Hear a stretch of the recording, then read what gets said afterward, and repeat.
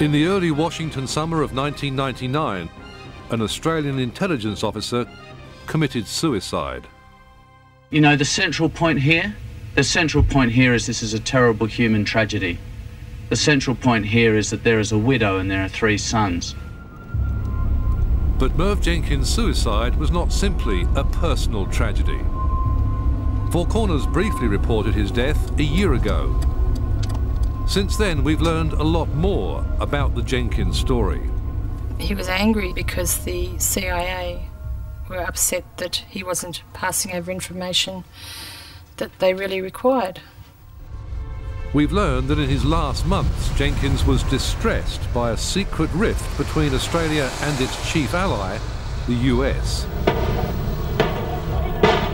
During Canberra's most pressing foreign policy crisis since Vietnam, Jenkins had to cope with unhappy allies and confusing signals from his own bosses. In the end, he didn't cope. He was clearly under enormous stress. You could see it in his face. His eyes were sort of red-rimmed. You could just see the pressure that he was under.